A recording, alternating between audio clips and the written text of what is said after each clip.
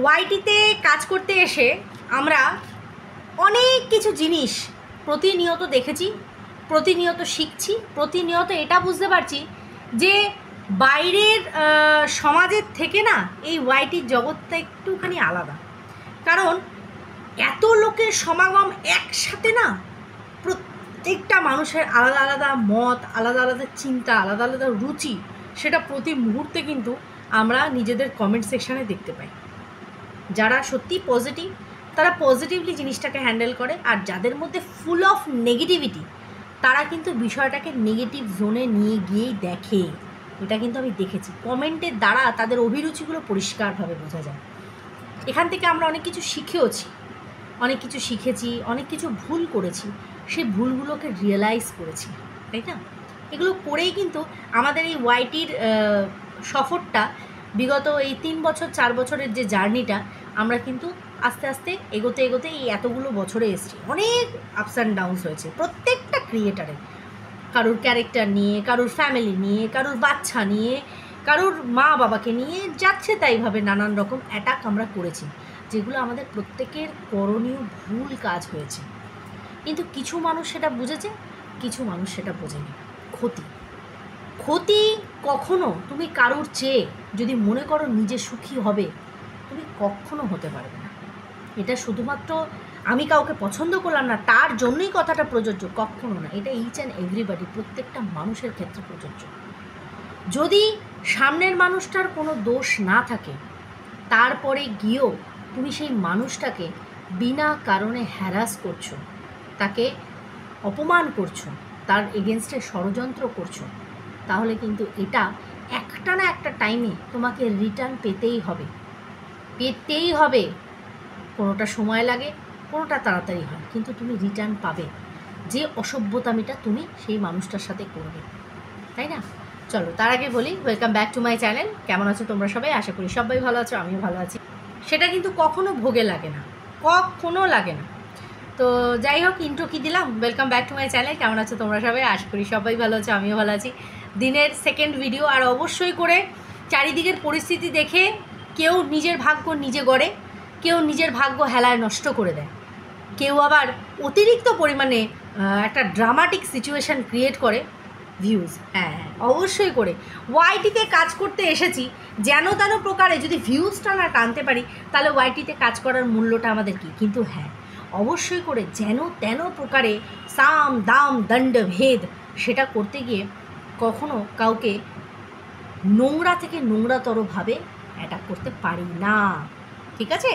এবার যদি বলে ওই তো তুমিও তো কম বলেছ শুকে, আরে হ্যাঁ, শু অন্যদেরকে কম বলেছে, সেই তুলনায় অনেক কম বলেছি, তাই না? এইরকম ভাই জবাব তো তখন দিতেই লাগে। তো অবশ্যই করে প্রথমে যার ভিডিও নিয়ে কথা বলবো সেটা হচ্ছে নান আদার দেন আমাদের সকলের ডার্লিং টাইপস। আরে কি রে, শুকে নিয়ে, হ্যাঁ শুকে নিয়ে বলবো। আহারে মনটা খারাপ আমার না আজকে। আহারে শু, এত কষ্ট, আহারে কি কষ্ট, এরকম বলতে পারলাম না। কেন বলতো? হ্যাঁ ঠিক বলেছিস, এই চ্যানেলটা আমাদের কাছে সত্যিই একটা সন্তানের মতন, সত্যি একটা সন্তানের মতন। কারণ এইখান থেকে আমরা নিজেদের আইডেন্টিটি ক্রিয়েট করেছি। আমরা অ্যাজ এ হোম মেকার, কে চিনতো বলতো আমাদেরকে? কে চিনতো? সাধারণ কটা হাউসওয়াইফ আমরা, হোম মেকার আমরা। সারাদিন বাড়িতে বসে থেকেছি, সন্তান সামলেছি, ঘরের কাজকর্ম করেছি, রান্নাবান্না করেছি, কিন্তু কে চিনতো? আমাদের ওই চার দেওয়ালের গণ্ডির মানুষগুলো ছাড়া আমাদেরকে কে চিনতো? সেই জায়গা থেকে বেরিয়ে আজকে এই ওয়াইটি আমাদের সুযোগ করে দিয়েছে। এই চ্যানেলটা আমাদের, যেমন আমরা এই চ্যানেলটাকে ক্রিয়েট করেছিলাম, এই চ্যানেলটা দিন আর দিন আমাদেরকে ক্রিয়েট করে গেছে, প্রতিটা মানুষের কাছে পৌঁছে দিয়েছে।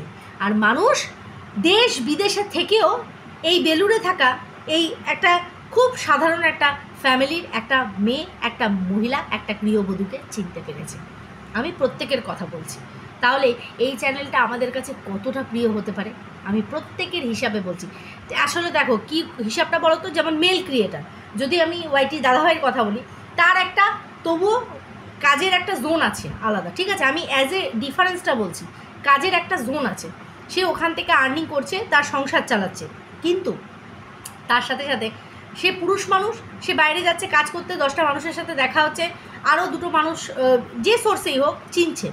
কিন্তু এই আমরা যারা কিনা এই 4টে দেওয়ালের মাঝখানেই বসে থাকি, সচরাচর বাইরে বেরোনো হয় না, মানে বাইরে আমার তো বাবা কি যে ল্যাথার্জি আমার তৈরি হয়েছে, বাড়ি বসে বসেই তো ধ্বংসী হয়ে যাচ্ছিলাম। কারণ এই যে জামা পরো, রেডি হও, হয়ে তুমি বেরো, এইটা শুনলে আমার গায়ে জ্বর এসে যায়। মানে আমি এইরকম মানে মাঝখানে তো এইরকমই একদম হয়ে গেছিলাম। তো সেখানে দাঁড়িয়ে আমাদের মতো সিম্পল হোম মেকার যারা আমরা রয়েছি, গৃহবধূগুলো, তাদের পরিচিতি ক্রিয়েট করেছে এই চ্যানেলটা। তাহলে এই চ্যানেলটার ওপর এইটুকু আঁচ আসলে বুকের ভেতরটা যে কী মোচড় দিয়ে ওঠে ধারণার বাইরে। কিন্তু এই চ্যানেলগুলোকেই শেষ করার জন্য কেউ যদি তৎপর হয়ে যায়, তখন সেই মানুষগুলোর ওপর রাগ ওঠাটাও স্বাভাবিক। কিন্তু তার সাথে সাথে এটাও দেখতে হবে যে এই চ্যানেলটাকে ঢাল করে, যাকে সন্তান তুল্য বলছি, কিছু মানুষের কাছে এটা সন্তান তুল্য না, কিছু মানুষের কাছে শুধুমাত্র এটা এমন একটা রাস্তা যেখান দিয়ে নিজের মৌখিক ভালগারিটি নোংরামি দিয়ে সামনের মানুষকে তারা কদর্য ভাষায় অ্যাটাক করছে। এই যে আইডি, অনেকেই যারা আমাদের কমেন্ট সেকশানে আসে, তাদের প্রত্যেকেরই এটা আইডি, তো সেই আইডিটা থেকে তারা একটা চ্যানেল ক্রিয়েট করতেই পারে। কিন্তু এই যে নোংরামি, এই যে মানে কি বলবো, অপমান করা মানুষকে দিনের পর দিন, এর কমেন্ট বক্সে গিয়ে ওকে অপমান করা, তার কমেন্ট বক্সে গিয়ে অপমান করা। আমি শুয়ের কমেন্ট বক্সে একটা কমেন্ট দেখলাম, যেখানে শু বলেছে যে এই চ্যানেলটা তো আমার সন্তান তুল্য, তো ওর রাতের ঘুম ঠুম এরকমই হয় রে। যাকে আমরা খুব প্রিয়, তোর তো এটা সোর্স অফ ইনকাম, আমাদের কাছে তো অন্যরকমভাবে প্রিয়, তো এটা এরকম হয়, এই যে মন খারাপ হওয়া, এই হওয়া, তো সেখান থেকে দাঁড়িয়ে তোরও একটা সময় বোঝা উচিত ছিল যে দীপ্তিদির চ্যানেলটাও কিন্তু তার কাছে প্রিয়। হ্যাঁ, তুই তো ভদ্র ভাষায় ডাকতে পারিস না, 63 ডাকিস। বললাম কোনোদিনই মানে শুনলাম না যে বয়োজ্যেষ্ঠা কাউকে মানে সম্মান দিয়ে তুই ডাকছিস। মন্দিরের মা, কি রক্ষিতা কাকিমা, বলছি না, সম্মানের তো মেয়ে, উজ্জ্বলের মা, বুড়া তোতা পাখি, দীপ্তিদি, এরা সব আমাদের কাকিমা জেঠিমাদের বয়সী, দিদি বলে ডাকি আমরা, তাই তাদেরকে ডাকা হয় কি গুপ্তি বুড়ি বা 63, তাই না? তাই তো আমরা আমাদের ডিগনিটি কোথায় রাখতে পারছি না, তো পেরেছিস, পারিস না। তো যাই হোক, যেটা বলছি আর কি, এইসব বলে লাভ নেই। তো সেখানে একজন লিখেছে, তুমি সন্তানের মর্ম বোঝো? তুমি কি সন্তানের মর্ম বোঝো? একজন প্রশ্ন করেছে। তাহলে আর অন্যের চ্যানেলের এরকম ক্ষতি চাইতে না। গতকাল রাত্রিরে বসে বসেও ক্ষতি চেয়ে এসেছিস, এর ক্ষতি হোক, তার ক্ষতি হোক। হ্যাঁ, যারা তোর ক্ষতি চেয়েছে অন্যায় করেছে, কিন্তু সেই লিস্টে আমি কখনো পড়ি না। আমি এখনও জোর গলায় বলছি, ক্ষতি চাইনি, কোনো দিনও চাইনি। হ্যাঁ, যে নোংরামিগুলো করছিলি সেটা বন্ধ হওয়া দরকার, সেটা চেয়েছি, কিন্তু তোর চরমতম ক্ষতি হোক সেটা কখনো চাইনি। যাই হোক, এইসব কথা তোকে বলে লাভ নেই। ওগুলো শুধু তোর কেন, আমি কারোরই ক্ষতি চাইনি, পরিষ্কার বাংলা ভাষায় বলছি, কারোরই ক্ষতি চাইনি। আমার ক্ষতি অনেকেই চেয়েছে, অনেক রকমভাবে চেয়েছে, স্টিল এখনও চাইছে। কি করবে তাতে? আমার ক্ষতি চেয়ে সেই সব মানুষদের উদ্দেশ্যে বলতে চাই, কি করতে পারবে? ক্ষতি করে কতটা নিজেদের কলিজাকে ঠান্ডা করতে পারবে, কতটা পারবে? কিন্তু এটা মনে রাখবে, বিনা কারণে যদি মানুষের ক্ষতি করতে চাও, তাহলে সেইটা তোমার দিকে কতটা বড় বুমেরাং হয়ে যাবে, সেটার জন্য ভবিষ্যতের জন্য তৈরি থেকো। সেই সব মানুষগুলোর উদ্দেশ্যে বললাম। তো যেটা বলছিলাম, তো এরকম প্রশ্ন করেছে, সেখানে রূপা নামক একজন ওখানে রিপ্লাই করেছেন, হ্যাঁ জানেন না, হ্যাঁ কথা বলতে আসেন, আগের ভিডিও দেখেছেন, হ্যাঁ গিয়ে দেখুন, ওই 49 আগে বলেছে যে ওর গর্ভে বাচ্চা আসবে আর বাচ্চা নষ্ট হবে। মানে সেখানে দেখলাম আরেকজন আবার রিপ্লাই করেছে, মানে সে আবার আমার হয়ে করেছে। সেখানে আবার সে বলছে যে আপনি ব্রেনোলিয়া খেয়ে আসুন, আপনি দেখেছেন? হ্যাঁ, আগে ওকে এই জায়গাটায় বলা হয়েছে, তারপরে গিয়ে বলছে। আমি যদি নিঃশ্বাসের কথা কারোর বলে থাকি, সেই নিঃশ্বাসের মধ্যে না কারোর মা ছিল, সেই নিঃশ্বাসের মধ্যে না কারোর সন্তান ছিল, ওই নিঃশ্বাসের মধ্যে না কারোর গর্ভ ছিল, ঠিক আছে? সেইটাকে প্রিটেন্ড করা হয়েছে ডাইরেক্ট আগে মায়ের দিকে, তারপরে বাচ্চার দিকে। কেউ আমার মায়ের পচে গলে মৃত্যুর কামনা করবে, তাকে তো আর আমি ফুলচন্দনী পুজো থরেই করবো না তো। হিট অফ দ্য মুমেন্টে, এই যে যেমন হিট অফ দ্য মুমেন্টে ছিনাল কথাটা বেরিয়ে গেছে, ওটাকে ক্ষমা করা যাবে, কারণ তোমার পতি, ওটাকে নিয়ে না চললে পরে সমাজে কাউকে নিয়ে চলতে পারবে না, তোমার কোনো অস্তিত্ব নেই। তোকে বললাম যে বারকে ছেড়ে দেবো, ব্লক করে দেবো, হ্যাঁ, এইগুলো হচ্ছে টিপিক্যাল নছল্লাগিরি। বোঝাতে পারছি? একদম বোঝাতে পারছি। তো যেটা বললাম, তো সেখান থেকে দাঁড়িয়ে হিট অফ দ্য মুমেন্টে বলা কথার রিয়েলাইজেশনটাও আমার সবার আগে হয়েছে। ওর রিয়েলাইজেশনটা অনেক পরে এসেছে, রিয়েলাইজেশনটাও আমার হয়েছে আগে। আমি চেয়েছি সামনে থেকে সবার কাছে ক্ষমা, যে হ্যাঁ আমি কি করে একটা মা হয়ে এই কথা বলতে পারলাম না, আমার তো এই কথা বলা সাজেনি, বড় অন্যায় হয়েছে। কিন্তু তারপরে কারণ মনে হয়েছে যে ও বাবা, তাহলে তো আমারও বলা উচিত, তাহলে তো বিষয়টা অন্যরকম হয়ে যাবে, ও চাইছে ক্ষমা, আমার না চাইলে তো। তখন এই যে এখন বলা হয় আমাকে প্রভোক করা হয়েছে, প্রভোকেশনের মধ্যে কি সন্তান ছিল, প্রভোকেশনের মধ্যে কি মা ছিল, প্রভোকেশনের মধ্যে কি গর্ভ ছিল? ছিল না। বাই দ্য ওয়ে, আগের দিন তোকে আমি একটা প্রশ্ন করলাম, সেই এত কিছু ভিডিওর মধ্যে কপচালি, আসল কথাটা বলি না। বলছি নেক্সট মান্থের পিরিয়ডটা কি আবার চালুই থাকবে? হ্যাঁ, নেক্সট মান্থে কি ওই স্রোতের ধারা হয়ে যাবে? আবার পুজো আমাদের দাদা নো নমস্কার বাজে লোক একটা সে দেবে? হ্যাঁ, যেটার জন্য এসেছিস একটু কাজ করছিস, প্রসেসিং এগোচ্ছে, কিছু গুড নিউজ আমরা পাবো, সেটা বল। বাড়ি থেকে বেরিয়ে এসেছিস যে ছুতোটা দিয়ে, চ্যানেল তো অবশ্যই করে একটা সন্তান তুললো, কিন্তু রক্ত মাংসের তৈরি হওয়া সন্তান, যে সন্তানের জন্য তুই বাড়ি ছাড়া হয়েছিস, সেই সন্তানটার জন্য কোনো প্রিপারেশান নিলি? পিরিয়ডটা বন্ধ হওয়ার, লক হওয়ার একটা জায়গা কি দেখালি?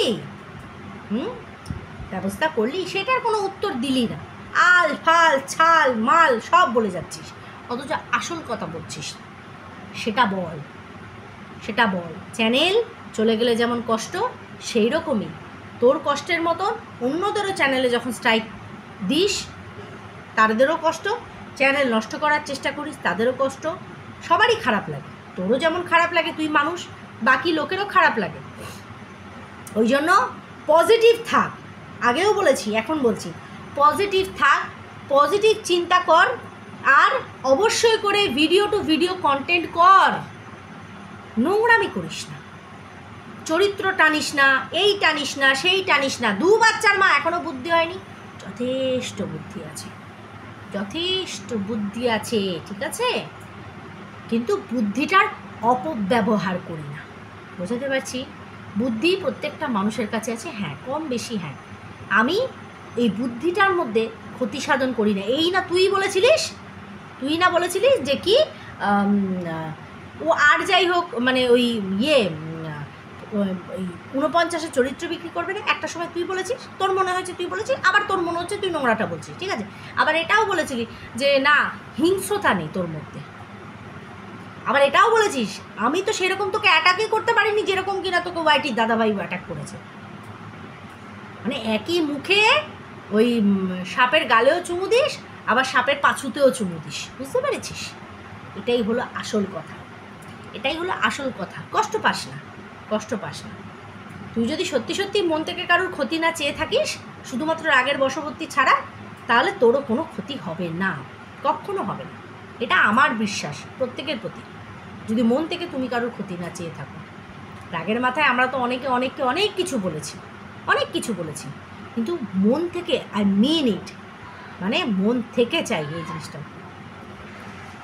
তো এই বিশ্বাসে আমি বিশ্বাসী যে মন থেকে যদি আমি সত্যি কারোর ক্ষতি না চেয়ে থাকি, আমারও ক্ষতি হবে না। বোঝাতে পারলাম? এইবার আসি আমাদের টিনু রানী, ফরফরানি ফড়িং ভাজা খায়। টিনু রানী বলছে আমরা নাকি লোকের বাড়িতে কাজ করতে এসেছি। হ্যাঁ, সবাইকে সেটা আজকে উত্তর দিল। কীরকমভাবে উত্তর দিল? প্রথমেই শুরু করলো কাজের কাজ দেখিয়ে।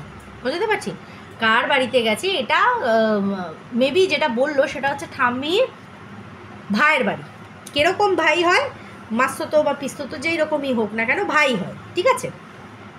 তো সেই ভাইয়ের বাড়িতে গেছে, আর ভাইয়ের বউ অফিস যায়, হ্যাঁ ভাইয়ের বউ অফিস যায়, আর সেখান থেকে এদের দুজনের ওপর পুরো দায়িত্ব দিয়ে গেছে যে তোমাদের থাকতে দেবো, আর বসে বসে পায়ের ওপর পাতুলে তো করতে পারবে না সমস্ত কিছু। আমরা কিন্তু দেখলাম যে ওই ভদ্রমহিলা বাড়িতে আছেন, তারপরেও কিন্তু রান্নাবান্না সমস্তটাই কিন্তু টিন আর টিনের ঠাম্মি দুজনে মিলে কিন্তু করলো, একদিকে বাঁধাকপি একদিকে মাংস, বুঝতে পারছি।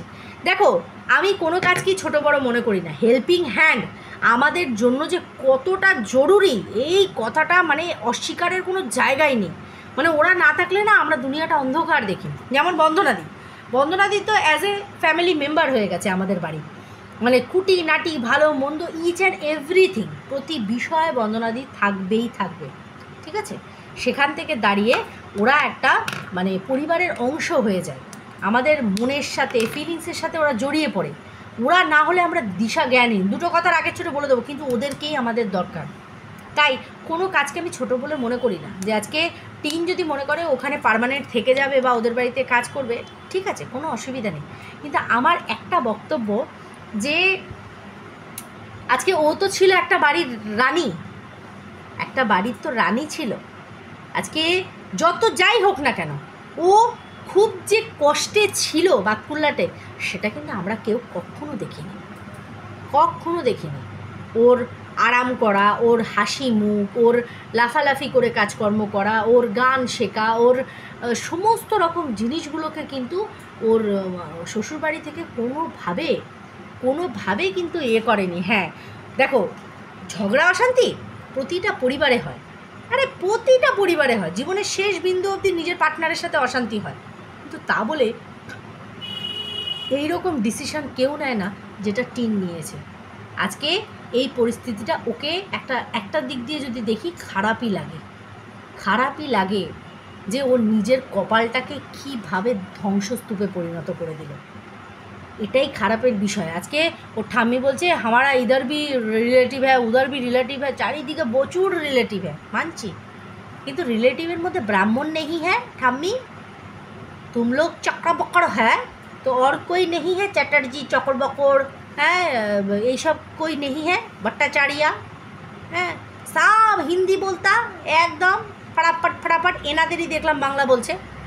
সবে বেচারি পার্সেলগুলো খুলে দেখতে বসেছে, দেখে নিতে হবে না, কারণ ওকেই তো ডাল তেল মশলা ঢেলে সুন্দর করে রাখতে হবে, তো ওগুলো তো ওকেই দেখে নিতে হবে। ও ওই বাড়িতে যে সম্পর্কেই যাক না কেন ওইখানে থেকে ওকে কাজ করতে হবে। আজকে সেই কাজ বাড়িতে করতে গেলেই মানে প্রবলেম হয়ে যেত নিজের বাড়িতে, আজকে লোকের বাড়িতে অনায়াসে সেই কাজ করছে। এইটাকে যদি তোমরা কিছু সংখ্যক সো কল্ড মানুষরা সুখের জীবন বলো, আমার কাছে এটা কোনো রকমভাবে সুখের জীবন না, পরিষ্কার কথা বলছি। তার থেকেও বড় কথা, আমাদের ফিশ কাউস মাসে কি শুনছি তুমি নাকি ভীষণ পরিমাণে সীমাদির মানে কমেন্ট সেকশনে উপুর হয়ে শুয়ে থাকছো পাছু উঁচু করে, ও বাচ্চার বাবার এগেনস্টে বলছে বলে তাই, বাবা তোমরা না দুগলি নাম্বার 1, মানে এইরকম দুগলি দেখতে পাবে যেখানে রণদীপ্ত বাবু ইউ রক এটা ছিল, সেখানে এখন বাবা ওর মতন খারাপ আর কেউ নেই। দুপুরে এখনো ম্যাগি খান, অনেক দিন আপনার সুন্দর রান্না সুন্দর মানে বাসনপত্রের মধ্যে দেখি না, সময় হয়েই ওঠে না, আসে যাই হোক সেটা বড় কথা না। বড় কথা হচ্ছে নিজের জীবনটাকে ও বেটার করতে পারত আজকে স্বামীর ঘর ছেড়ে গিয়ে, কিন্তু আজকে ওকে লোকের বাড়ির হেল্পিং হ্যান্ড, ওর কিছু সংখ্যক ভিউয়ার্সরা আছে যারা ভীষণ পরিমাণে অবজেকশন করে, হ্যাঁ ও কাজ করে খাচ্ছে কারোর সামনে হাত তো পাচ্ছে না, এক্স্যাক্টলি আমার এটাতেও ভালো মানে আমার সঠিক মনে হয়েছে এই কমেন্টটা।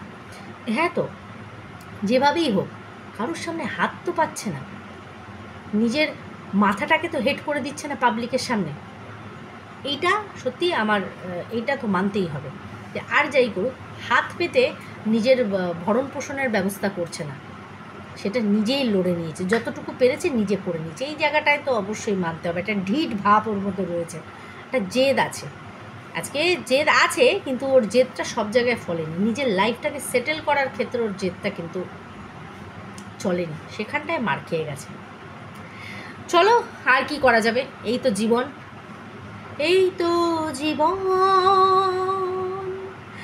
যাক না যেদিকে যেতে চায় প্রাণ, বেয়ারাট চালাও ফোয়ারা, জিন্সের শ্যাম্পেন রাম খাও দাও বুধ হয়ে ডুবে যাও, দেখো চোখে চোখে সর্ষে ফুল ও রূপ মাথা ঝিমঝিম। চলো সবাই খুব ভালো থেকো, সুস্থ থেকো, অবশ্যই করে দেখা হবে নেক্সট ভিডিওতে। ততক্ষণের জন্য টাটা। আর অবশ্যই করে শেষবার আবার একটা কথা বলবো, কেউ যদি তোমার ক্ষতি না চেয়ে থাকে, তা সত্ত্বেও যদি তুমি তার ক্ষতি চেয়ে থাকো, খুব বড় অন্যায় করে ফেলছো। মুখ থুবড়ে তোমাকেও একদিন পড়তে হবে। চলো সবাই খুব ভালো থেকো, সুস্থ থেকো।